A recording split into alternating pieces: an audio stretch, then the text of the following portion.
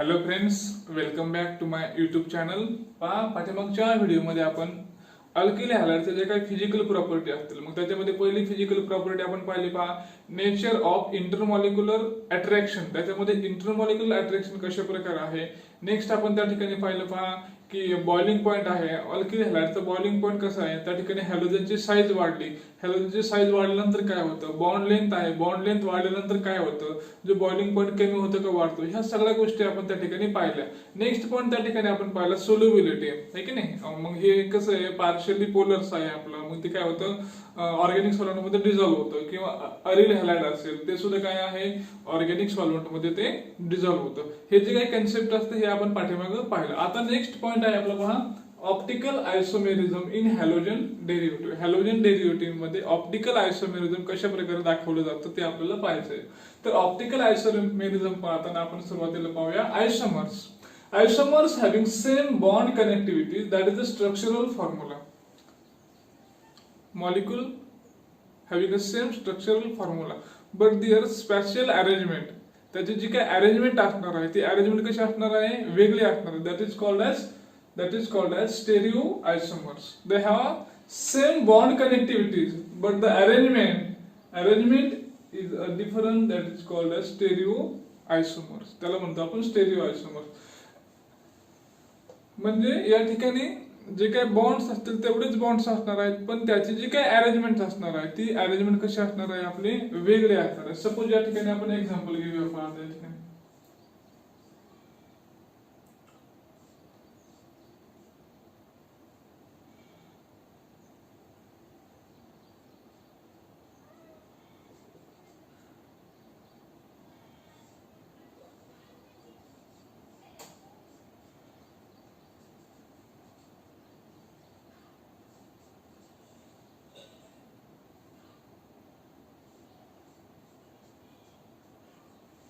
To क्लोरोब्युटेन, sorry to ब्रोमोब्युटेन,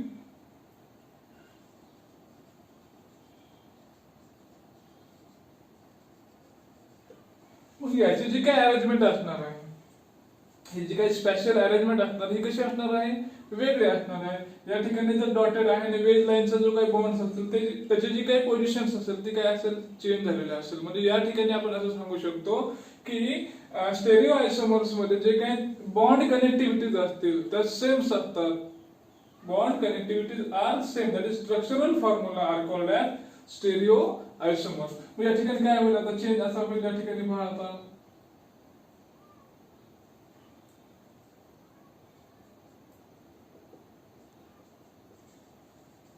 Br and this is the H, means the structure is different. Actual their spatial arrangement is different, are called as stereo आयसोमर. अशा प्रकारे stereo आयसोमर आपल्याला सांगता येईल. आता next आहे पहा आपल्याकडे कायरल ऍटम. कायरल ऍटम कशाला म्हणायचं आपण त्या ठिकाणी पाहूया. पहा, आता सपोज दिस इज टू क्लोरोब्युटेन आणि हा टू ब्रोमोब्युटेन आहे. मग या टू क्लोरोब्युटेन मध्ये आपण काय करूया, कार्बनला नंबर देऊया. कार्बन नंबर 1 2 3 4, 4 कार्बन आहे.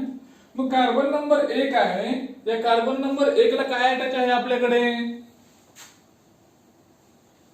कार्बन नंबर 1 जो आहे या कार्बन नंबर 1 ला काय अटॅच आहे आपल्याकडं, आपण पाहतो कायरल ऍटम या ठिकाणी. मग कार्बन नंबर 1 असेल तर C1 म्हणूया. याला काय काय अटॅच आहे, हायड्रोजन हायड्रोजन हायड्रोजन अटॅच आहे की नाही, 3 हायड्रोजन. कार्बन नंबर 2 असेल, याला काय अटॅच आहे आपल्याकडे, इकडे CH3 ग्रुप आहे बरोबर. Next one is hydrogen and chlorine. Third नंबरला काय अटॅच आहे, इकडे CH3 CH Cl, hydrogen hydrogen and C4 CH3 CHCl आणि CH2 बरोबर. इकडे एका बाजूला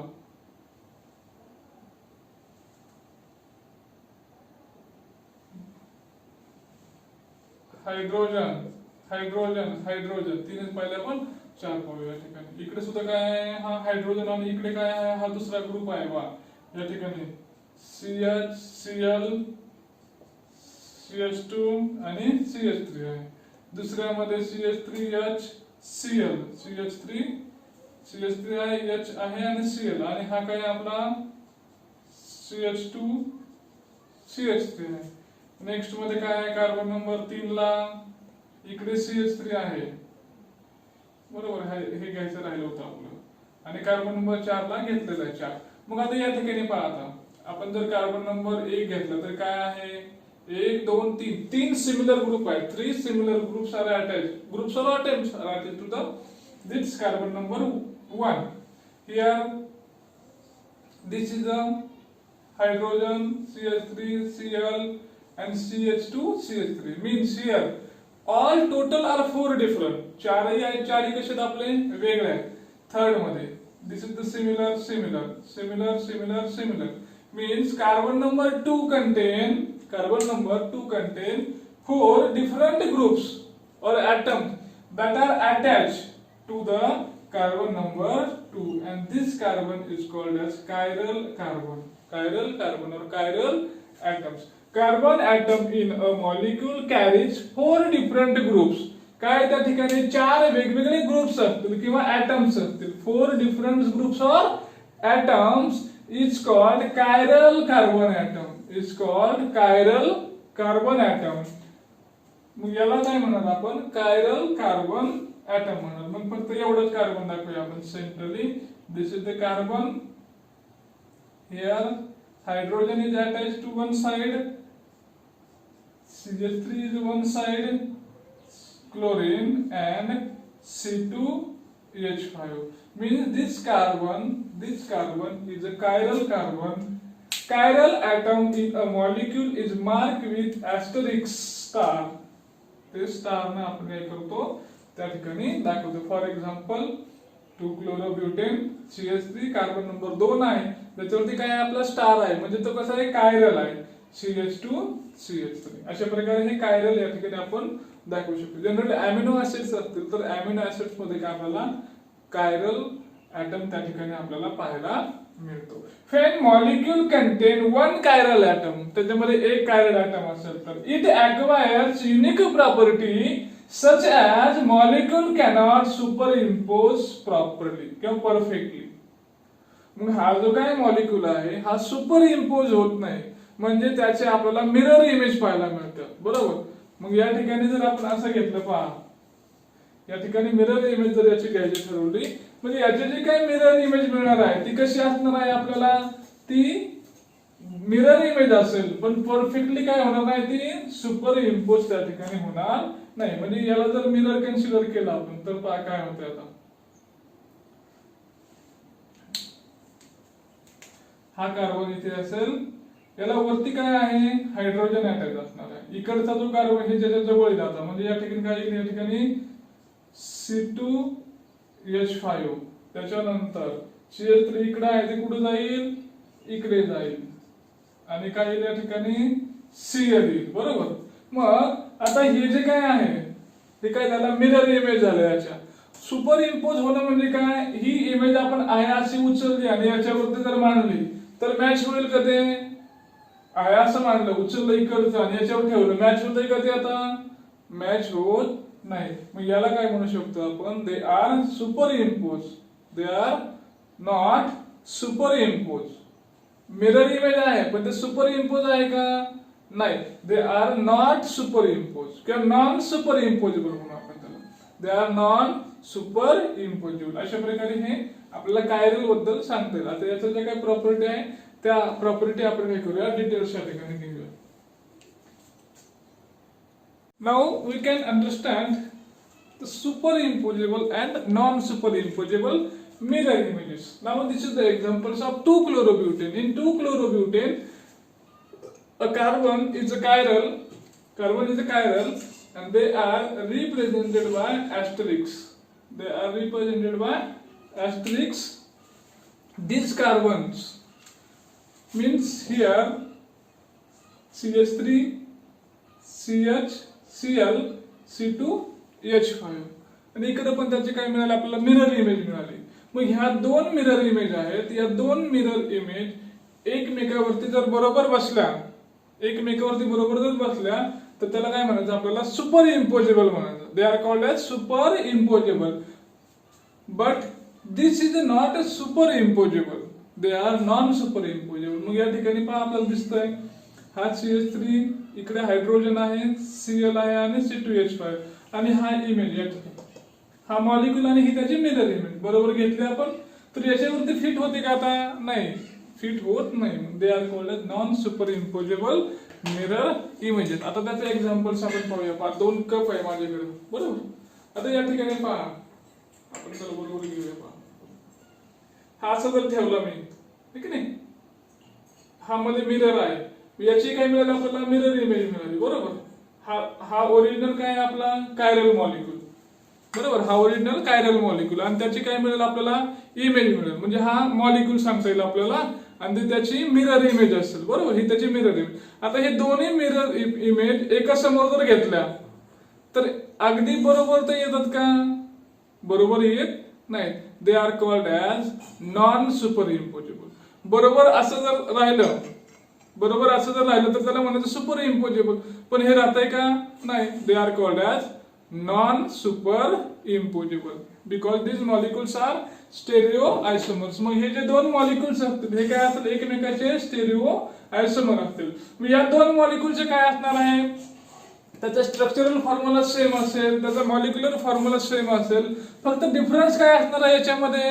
तर याची जी काय अरेंजमेंट आहे, याची जी काय अरेंजमेंट आहे म्हणजे स्पॅशियल अरेंजमेंट म्हणतो आपल्याला त्याला, ती जी काय अरेंजमेंट असेल तेवढी अरेंजमेंट फक्त काय असणार आहे? वेगळी असणार आहे आणि त्याला म्हणायचं स्टेरिओ आयसोमर्स. आपण पहा डिटेल्स मध्ये घेऊया. पहा या ठिकाणी chiral molecule and its mirror image. Suppose आता काय करूया आपण, याला म्हणूया कायरल मॉलिक्यूल आणि ही त्याची काय आहे? Mirror image. Mirror image have, त्याला काय असणार आहे? Same structural formula. त्याचा जो काही स्ट्रक्चरल फॉर्म्युला असेल तो कसा आहे? त्याचा सेम आहे. सेम मॉलिक्युलर फॉर्म्युला, त्याचा मॉलिक्युलर फॉर्म्युला सुद्धा काय आहे? सेम आहे. But the spatial arrangement of 4 different group is different. हे 4 जे काही ग्रुप्स आहेत त्याचे मिथिल ग्रुप आहे, क्लोरीन आहे, हायड्रोजन आणि इथिल ग्रुप आहे, याचे जे काय अरेंजमेंट असणार आहे these are the different arrangement. A chiral molecule and its mirror image are a stereoisomers of each other, and these two chiral molecule and its mirror image means this A and this is the B. These are the stereoisomers of each other. The relationship is similar to left hand and right hand. Therefore, it is called as a handedness or chirality. मग आता पहा याची काय मिळेल आपल्याला? Mirror image बरोबर अशी मिळू शकते. हे एकमेकावरती इम्पोज केलं तर बसतंय का? ते नाही. म्हणजे हे जे काही स्ट्रक्चर आहे हे आपल्याला लेफ्ट हँड आणि राईट हँड सारखं मिळते. आपल्याला सगळ्याला सारखं आहे, 5 बोट सारखे आहे आपले. पहा इकडे 1 2 3 4 1 2 3 4 5 सिमिलर स्ट्रक्चर आहे. But they are not superimposable, therefore it is called as a handedness or chirality. किंवा त्याला काय म्हणतो आपण? हँडेडनेस म्हणतो किंवा कायरॅलिटी म्हणतो. पहा द स्टेरिओ. मग डेफिनेशन काय होईल त्याची? The stereo isomers in which isomers have different spatial arrangement. त्याची अरेंजमेंट कशी आता? डिफरंट आहे. Different spatial arrangement of groups और atoms around the chiral atom. तो मॉलिक्यूल कसा पाहिजे आपला? कायरल पाहिजे. कायरल असल्यानंतर त्याच्या भोवती जे काही 4 ग्रुप्स असतील किंवा 4 ॲटम्स असतील याची अरेंजमेंट कशी पाहिजे आपल्याला? डिफरंट पाहिजे. ते डिफरंट असेल दे are called as optical isomerism. They are called as optical isomerism. मग याच्यामध्ये काय फरक आहे? याची प्रॉपर्टी आणि याच्या प्रॉपर्टी याच्यामध्ये जो काय फरक असेल आणि तो फरक मेजर करण्यासाठी आपण जे काय टेक्निक वापरतो त्याला म्हणतो आपण ऑप्टिकल ऍक्टिव्हिटी. ऑप्टिकल ऍक्टिव्हिटी नुसार याच्यामधल्या आपण प्रॉपर्टीचा डिफरन्स त्या ठिकाणी फाइंड आउट करू शकतो. मग हे ऑप्टिकल ऍक्टिव्हिटी आहे. हे ऑप्टिकल ऍक्टिव्हिटी पाहण्यासाठी आपल्याला आधी प्लेन पोलराइज लाईट म्हणजे काय आहे ते या ठिकाणी आपल्याला पाहावं लागेल. तर चला मग जाऊया पाहूया plane polarise light.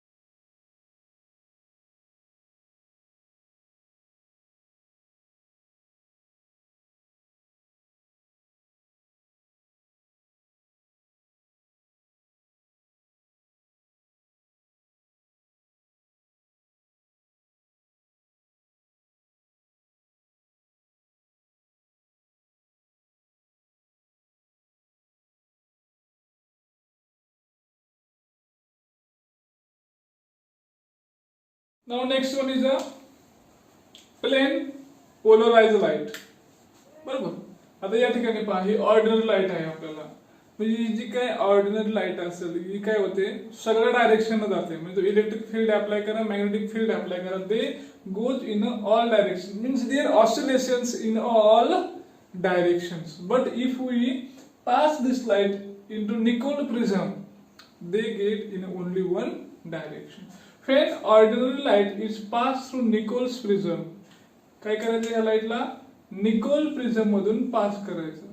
Oscillations in only one plane emerge out. मग याच्यापासून जे काही ऑसिलेशन्स पुढे मिळणार आहेत ते काय होतील आपल्याला ओनली वन प्लेन मध्ये त्या ठिकाणी मिळतील. Light having oscillations in only one plane perpendicular its direction of propagations of light, it's called plain polarized light. Means here इथं पहा या ठिकाणी आता this is the source of ordinary lights. This light is passed through Nichols prism and we get a lights in only one plane, that is only one direction, and this direction is perpendicular. This direction is perpendicular to the propagation. Direction of propagation म्हणजे ही direction of propagation जर असेल तर याला कशी आहे ही light आपली perpendicular आहे. And this lights is called as a plane polarised lights. त्या लाईटला म्हणतो आपण प्लेन पोलराइज्ड लाईट्स म्हणतो. म्हणजे काय करायचं जे काही ऑर्डिनरी सोर्स असेल लाईटचा आपला त्याला निकोल प्रिझम मधून पास केलं की निकोल प्रिझम काय करतो किंवा हा पोलरायझर्स आहे. निकोल प्रिझम म्हणजे काय आपला पोलरायझर्स आहे. तो काय करतो ही जी काही ऑर्डिनरी लाईट आहे त्या ऑर्डिनरी लाईटला काय करतो पोलराइज लाईट मध्ये कन्वर्ट करतो आणि आपल्याला काय होतं एका प्लेन मध्ये त्या ठिकाणी किंवा एका डायरेक्शन मध्ये आपल्याला ती लाईट मिळते. याला म्हणायचं प्लेन पोलराइज लाईट. आणि या लाईट वर काय आपली ऑप्टिकल ऍक्टिव्हिटी त्या ठिकाणी डिपेंड आहे. चला पुढे जाऊया.